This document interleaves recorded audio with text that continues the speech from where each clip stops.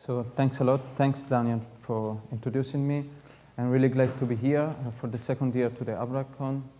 So yeah, I will introduce you something about chemical disequilibrium and how we can use chemical disequilibrium to assess somehow the habitability of planetary atmospheres.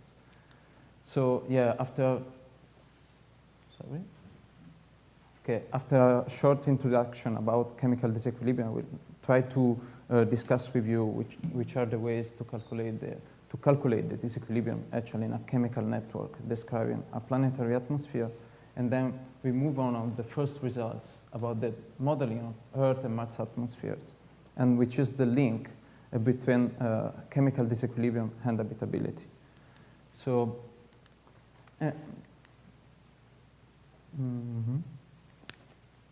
okay.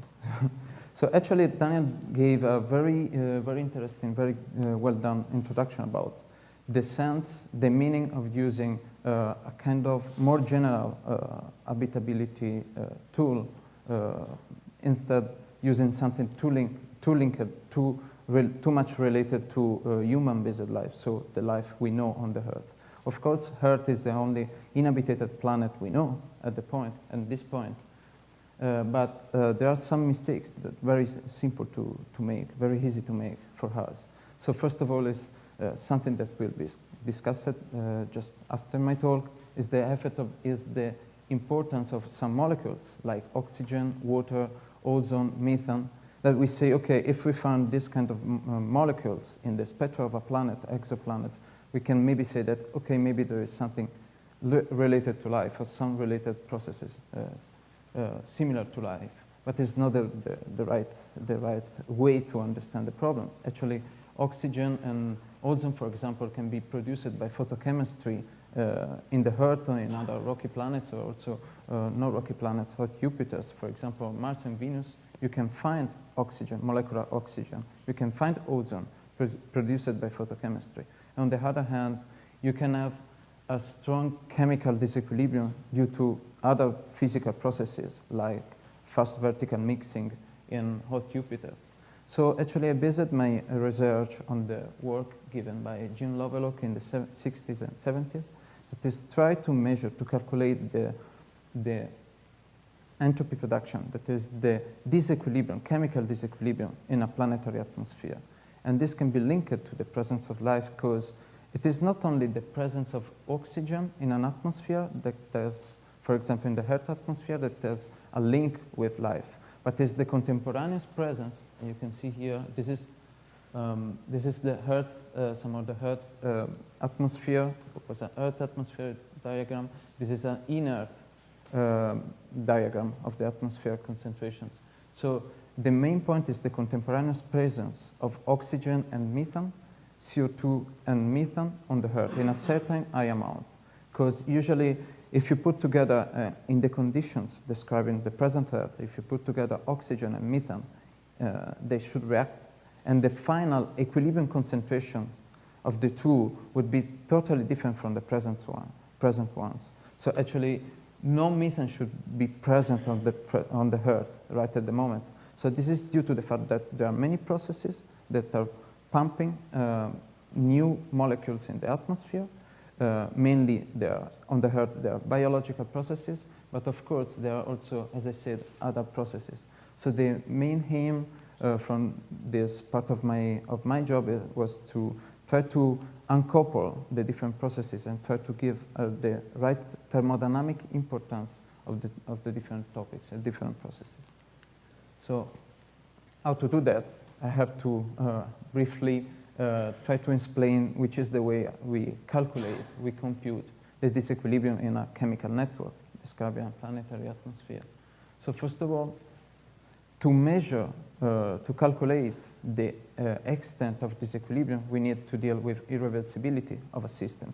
And to deal with the irreversibility of a system, we must use the production of entropy inside this system boundaries. So to be just much more practical, we have to deal with the forward and backward rates of each chemical reaction in that atmosphere, we have to integrate the entropy production using this formulation. So we have the gas constant. Here we have the forward and backward rates. We have to integrate this formulation all over the time step we want to measure this for a planetary atmosphere. So we have to deal with something that is changing during time, so with kinetics, okay? So if you have any question about this, I can speak about this a bit more. It's quite complex, but you can trust me. This is the this is how we start from the theoretical thermodynamics, and we go to the practical calculation of entropy production for each chemical reaction. Then we have to sum up together. Okay. So the results, the application we are getting at the moment. So first of all, to have this theory applied to the chemical models, we had to develop a totally new package to run the kinetics of a huge number of reactions. So we go from a few tens to thousands of chemical reactions happening all together. So we had to solve all these ordinary differential equations all together at the same moment and try to find out, to integrate the kinetics of the reaction. So this is due because the equation I showed before must be extended in this way. So we have to deal with concentrations that are changing during time. Okay, we are not considering the atmosphere in a steady state. We are taking the atmosphere like a box reactor and leaving this relaxing to its real chemical equilibrium state. Okay, so the concentrations will change. So we developed this Chrome package that is a freeware package you can download from this website. We already published something about that, and it's a very useful package for every kind of simulation, kinetic simulation in the fields of astrophysics and planetary atmosphere. So it can be used for other astrophysical processes. And from my side, I'm using for planetary atmosphere. So it is able to couple together the chemistry and other physical processes, as I said. So also diffusion in the case of planetary atmospheres. So in order to have very correct modeling of an atmosphere. So the first application I did was about using one of the most used chemical network for the present Earth atmosphere. I call it casting 80 model. It's a column model, so one-dimensional model. This is the first step we do. And it's a 64 layer with about 80 reactions, okay? Thermal reaction, thermochemical reactions, and photochemical reactions. And then the results I'm going to show you are not in entropy production terms, but in something more easy. So it's power dissipation divided by the surface of the Earth, so per square meter. One important point I have to say is that the eddy diffusion of this model is working for very short time steps, but when we try to model for long times, the eddy diffusion actually doesn't work. So we are developing a much more complex, but actually much more usable eddy diffusion formulation for the Earth. Yeah. And as I said before, in order to uncouple the different effects of the different processes on the atmosphere, we run the model in different ways, different runs, with and without photochemistry, with and without eddy diffusion between the layers, and trying to model also a pre-photosynthetic, a kind of pre-photosynthetic Earth. These two runs were done because if you think about photochemistry, are chemical reactions using actually water molecule, CO2, O2, O3. So molecules that are somehow related also to life.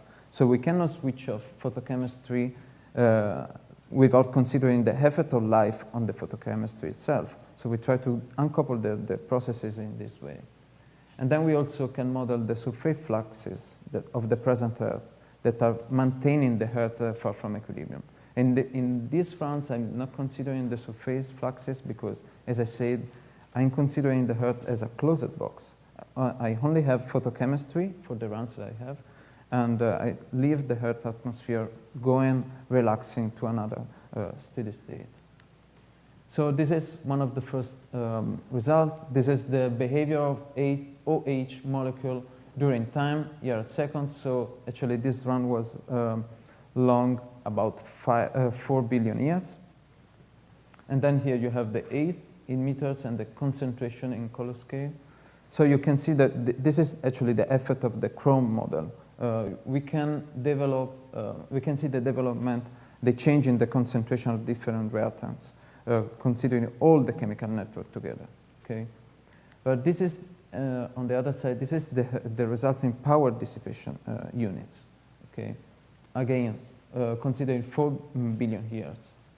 So actually, you can see that the system is quite stratified, layered, and you can see the different effect of the different reactions that have different kinetics at different age, giving a different somehow behavior at different ages. Actually, we can say as a preliminary result that, of course, we somehow expected this, that the ozone layer has a very important role in the entropy production of the atmosphere, so in the disequilibrium of Earth atmosphere. But, okay, don't consider the units because this is just to compare the different runs.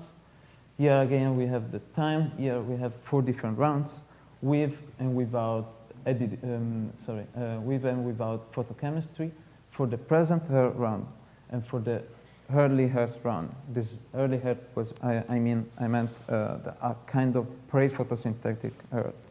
So in this pre-photosynthetic Earth, we have quite no oxygen, no molecular oxygen, no ozone, and high amount of CO2, like Mars somehow. So you can see the effect of photochemistry. If you don't have photochemistry, the atmosphere is entropy production is differently layered. But if you don't have life, photosynthetic life actually, the higher amount of entropy is produced up in the atmosphere. That is something very straightforward to understand because this is due just to photochemistry. So we have both in the present and early Earth, we have both photochemistry, but the effect of photochemistry is quite different due to the presence of photosynthetic life that is taking and reusing the molecules to make other processes, like biomass production. So, okay, we spoke about Earth, but okay, we know Earth, but we have a brother planet next to us about which we know something quite enough about the atmospheric composition, atmospheric behavior. So I considered Mars atmosphere as a comparison with the Earth atmosphere entropy production. So this is the model I considered. Again, I'm not considering here eddy diffusion because it's too difficult to model this at the moment and to couple with entropy production. And using the same units, this is the actual result of the comparison. This is the, oh, I'm sorry, you can see, is the watts per square meter. So free energy dissipation per square meter of the planet. This is the only way to compare these two different planets because the surface of the two planets is different. And then here we have the 2 rounds about the present Earth, 2 rounds about the early Earth, and 2 rounds about Mars, with and without photochemistry. So the main result is that the effect of photochemistry is stronger in not inhabited planets like pre-photosynthetic Earth and Mars than on the inhabited planet. This means that life is reusing the free energy not used yet by the photosynthesis, the photochemistry, and used by to photosynthesis. So actually, this means that when you will see a planet with a very strong disequilibrium due to photochemical reaction, then you can say if you run the model of the same planet without photochemistry, and the difference is very huge compared to the experimental data, so the data you see with the observed spectra, then we can say that it's very difficult to, that in that planet we can find some kind of life or some kind of very complex processes that can be compared to life. But on the other hand, if you run the models with and without photochemistry of that planet you observed, and the models are quite similar, then there is a kind of very complex process that can be life, but also can be something else we don't know, that is using this dissipated free energy. So actually, we are able to uncouple the effect of photochemistry and the effect of life at the moment. Just to show you, just keep that and go here. This is a kind of table about the power dissipation of the Earth given by other works. So if you see the results due to other physical processes happening in our Earth atmosphere are of the orders of some units to few hundreds of watt per square meters, so that are comparable to the ones given here by the chemistry. But they are really higher than the ones happening on Mars. Okay, so one other result is that the Mars atmosphere is already totally different than the Earth one. Okay, also if we divide the effect due to the surface extension. So just running to the observable, we can produce with my model. So actually we're using some codes that Daniel said before me, some radiative transfer codes. We can take the results of the chemical modeling and translate in spectra we can observe. So here I'm comparing the spectra of the present Earth and the pseudo-early Earth. So the idea is that, as a perspective, we will be able to link the disequilibrium ID of each different model to the synthetic spectra, and then we can compare we will be able to compare the synthetic spectra with the actual spectra observed of an exoplanet. And from the conditions of the exoplanet, we can somehow say something about the real disequilibrium of the planet compared to the expected one. Okay. So yeah, this is just about the perspectives. Actually, we are developing new parts of the model. We are considering the change in the temperature in the atmosphere due to the radiative transfer, and we are also working with people in Japan in order to develop a GCM model coupled with the chemistry in order to model very complex planets like the tidally locked planets next to the star, about which we know that the chemistry is different between the two sides of the planet, the influxed one and the dark one, but we have to consider that there will be very strong winds here in the middle of these two parts. We can solve this problem, this observational problem, just only coupling together the GCM, so the hydrodynamics of the atmosphere and the chemistry. So these are the general results of my present research. So as I said, we are able now to uncouple the effect of life and the effect of photochemistry, and we are able to compare the Earth disequilibrium and the Mars disequilibrium. We are moving forward to observe and to reproduce the results for other planets and moons. So thank you a lot for your attention.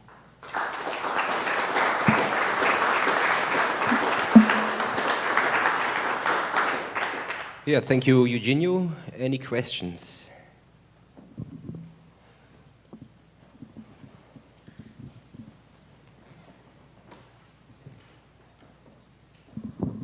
When you compute early model Earth and compare it to Mars, do you consider planetary degassing to the primary gases, like after accretion? No. I'm considering just the present models, and I'm not considering the fluxes from the surface. Would that change? Yeah, sure. I mean, actually, if you consider all the processes, the physical processes, your model should be in steady state, plus or minus. This is why we are not considering that. Okay. Okay, let's thank Eugenio again.